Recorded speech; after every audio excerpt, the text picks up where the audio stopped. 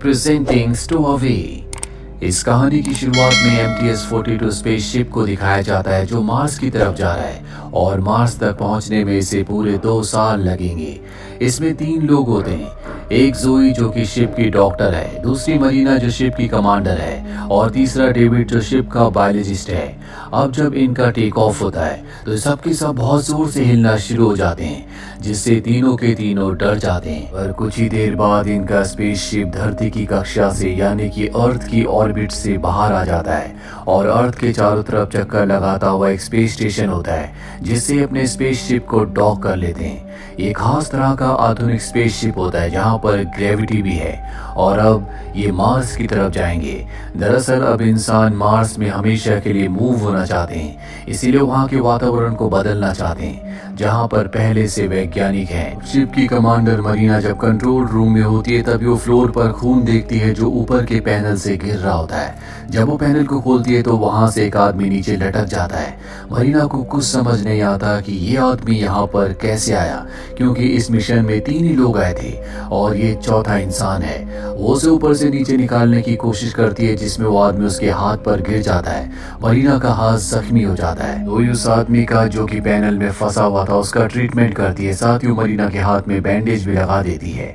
अभी ने एक बहुत बुरी खबर मिलती है, जहाँ पर वो आदमी फंसा हुआ था उसके गिरने की वजह से वहाँ का एक पैनल टूट गया जो कि शिप के अंदर से कार्बन डाइऑक्साइड को रिलीज करता था और ये बहुत चिंता की बात है। मरीना कंट्रोल रूम से संपर्क करती है, उसे बताया जाता है कि तुम्हारा जो डिवाइस खराब हो चुका है उसका अब कोई भी सब्स्टिट्यूट नहीं है, जिसका मतलब ये है कि स्पेसशिप से धीरे धीरे ऑक्सीजन की मात्रा कम होती चली जाएगी जो इन चारों के लिए खतरनाक है। साथ ही उसे ये भी बताया जाता है कि जो आदमी तुम्हें स्पेसशिप के अंदर मिला है उसका नाम माइकल एडम्स है। वो एक सपोर्ट इंजीनियर है, लेकिन वो स्पेसशिप में कैसे रह गया किसी को कुछ नहीं पता। अब इनके आगे सबसे बड़ा चैलेंज होता है कि इन्हें हवा में से कार्बन डाइऑक्साइड को हटाना होगा, इसीलिए इमरजेंसी में यूज होने वाला लिथियम हाइड्रोक्साइड जो कि हवा में से कार्बन डाइऑक्साइड हटाता है उसका इस्तेमाल करना पड़ता है। पर इन्हें पता चल जाता है कि इनके पास इसकी जो सप्लाई है वो लिमिटेड है, यानी कि 2 साल तक वो इस सप्लाई को नहीं चला सकते। यहाँ पर अब माइकल को भी होश आ जाता है और जब उसे पता चलता है कि वो स्पेसशिप के अंदर है तो बहुत ज्यादा पैनिक हो जाता है। बताता है कि पिछले लॉन्च के दौरान मुझे एक झटका फील हुआ था जिसके बाद मैं बेहोश हो गया और शायद किसी को पता नहीं चला, इसीलिए मैं तुम्हारे साथ इस मिशन पर आ गया। मैं वापस जाना चाहता हूँ। वो कहता है कि शिप को वापस ले चलो, लेकिन शिप को अब वापस नहीं ले जाया जा सकता क्योंकि स्पीड बहुत ज्यादा होती है। साथ ही वापस जाने का रिस्क अब कोई भी नहीं लेना चाहता। सबसे बड़ी प्रॉब्लम ये होती है कि यहाँ पर हर चीज की सप्लाई 3 लोगों के लिए होती है, यहाँ तक कि ऑक्सीजन की भी। और माइकल जो कि बहुत ज्यादा डरा हुआ है वो बहुत तेज तेज सांस ले रहा होता है जिस वजह से वो बहुत ज्यादा ऑक्सीजन को कंज्यूम कर लेता है, यानी कि अब इनमें से 2 ही लोग मार्स तक ऑक्सीजन के थ्रू पहुंच सकते हैं। अगर ये चारों इसी तरह से ऑक्सीजन को कंज्यूम करते रहे तो आधे रास्ते में इन सब की ऑक्सीजन खत्म होने से मृत्यु हो जाएगी। मरीना डेविड से जो कि बायोलॉजिस्ट है उससे कहती है तुम्हें कोई ना कोई रास्ता निकालना होगा। वो कहता है मैंने सारे तरीके अपना लिए लेकिन हमारे पास कोई भी रास्ता नहीं है, ना ही हमारे पास पर्याप्त औजार है कि इससे पहले जो मार्स पर मिशन रॉकेट गया था वो अपने साथ सारे औजार ले गया होता है और अब डेविड को वहां पहुंचकर अपने एक्सपेरिमेंट्स करने थे। हालांकि डेविड के पास एल्गी है लेकिन ये सब के सब मार्स पर एक्सपेरिमेंट करने के लिए होते हैं और अब क्योंकि उसके पास कोई भी रास्ता नहीं है इसीलिए वो इनका इस्तेमाल करता है, पर इसका कोई फायदा नहीं होता। वो कुछ ही ऑक्सीजन बना पाता है। मरीना बहुत ज्यादा परेशान हो जाती है क्योंकि वो जानती है कि मार्स पर पहुंचने से पहले ही इन सब की मृत्यु हो जाएगी।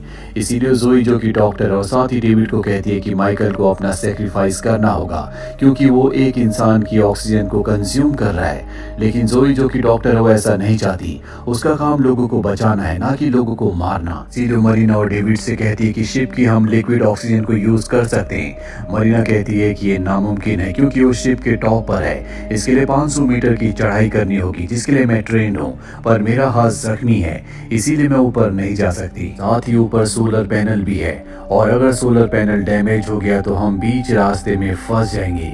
जोई किसी तरह से मरीना से और डेविड से 10 दिन की मोहलत मांग लेती है। माइकल को इस बारे में कुछ नहीं पता होता कि शिप में क्या चल रहा है, पर जल्दी 10 दिन भी बीत जाते हैं और अब भी इन्हें कोई भी सोल्यूशन नहीं मिला होता। इसीलिए डेविड माइकल के पास जाता और उसे सब कुछ बता देता और कहता है कि तुम्हारी वजह से हम सब मारे जाएंगे। अगर तुम चाहते हो कि हम बच जाएं, तो तुम्हें अपना सेक्रीफाइस करना होगा। माइकल इस समय की गंभीरता को समझ जाता और तय करता है कि वो अपना सेक्रीफाइस करेगा। सबसे पहले वो अपनी फैमिली के लिए एक मैसेज रिकॉर्ड करता है, पर इससे पहले कि वो सेक्रीफाइस करता, वहाँ पर जोई आ जाती है जो उसे ऐसा करने से रोकती है। साथ ही वो डेविड को डांटती भी है क्योंकि डेविड के कहने पर ही वो ऐसा कर रहा था। और अब वो माइकल से कहती है कि हम दोनों ऊपर जाएंगे जहाँ पर लिक्विड ऑक्सीजन है। वो माइकल को ऊपर चढ़ने की ट्रेनिंग भी देती है, लेकिन इसका कोई फायदा नहीं होता क्योंकि माइकल एक सपोर्ट इंजीनियर है, उसने कभी इस तरह की ट्रेनिंग नहीं की। और अब डेविड तय करता है कि वो जोई के साथ ऊपर जाएगा और वहां से लिक्विड ऑक्सीजन नीचे लेकर आएगा ताकि सबकी जान बच जाए। और अब ये ऊपर जाने की तैयारी करते हैं जो स्पेसशिप के बाहर से इन्हें जाना होगा।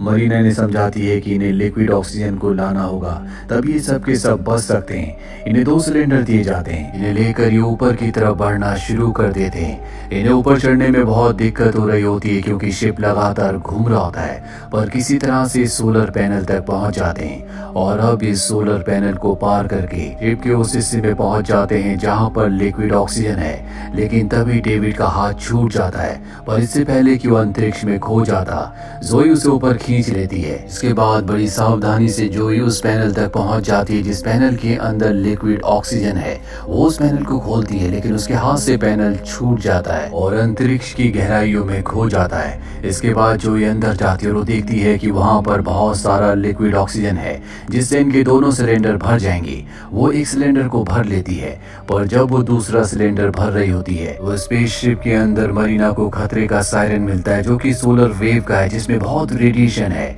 और जोई और डेविड के पास जो सूट है वो रेडिएशन को प्रोटेक्ट नहीं कर सकता, इसलिए जल्दी इन्हें वापस लौटना होगा।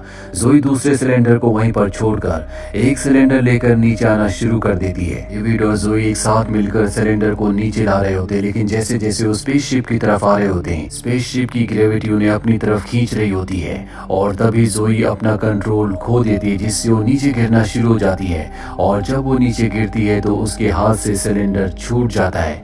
इनकी जो एकमात्र उम्मीद थी अब वो भी खो चुकी है। जोई और डेविड दोनों के दोनों स्पेसशिप के अंदर आ जाते हैं और अब ये पूरी तरह से हताश हो चुके हैं क्योंकि एक सिलेंडर ऊपर है और अगर उस सिलेंडर को ये ले भी आए तब भी इनके पास 3 ही लोगों की ऑक्सीजन बचेगी, 4 लोगों के लिए ऑक्सीजन भरपूर नहीं है। साथ ही बाहर सोलर वेव होती है जिसके संपर्क में आने के बाद इनकी बॉडी में रेडिएशन फैल जाएगा।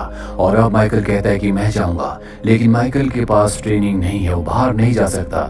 डेविड भी जाना चाहता है, लेकिन पिछली बार जब जोई के साथ वो गया था तो जोई ने उससे अच्छा परफॉर्म किया था। इसीलिए जोई फैसला करती है कि मैं एक बार फिर से बाहर जाऊंगी और सिलेंडर लेकर वापस आऊंगी। जोई एक बार फिर से बाहर जाने के लिए तैयार है, पर वो जानती है कि अगर वो बाहर गई तो वो कभी भी वापस नहीं आ पाएगी क्योंकि बाहर रेडिएशन है।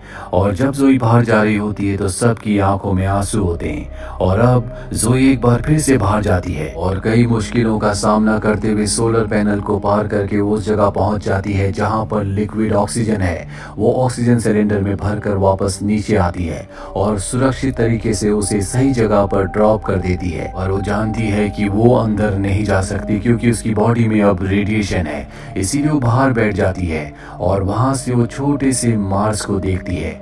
वो स्पेस के नज़ारे को एंजॉय कर रही होती है। इसके बाद उसकी बॉडी में रेडिएशन फैलना शुरू हो जाता है। जोई ने अपनी जान देकर अपने तीनों साथियों की जान बचा ली क्योंकि वो एक डॉक्टर है।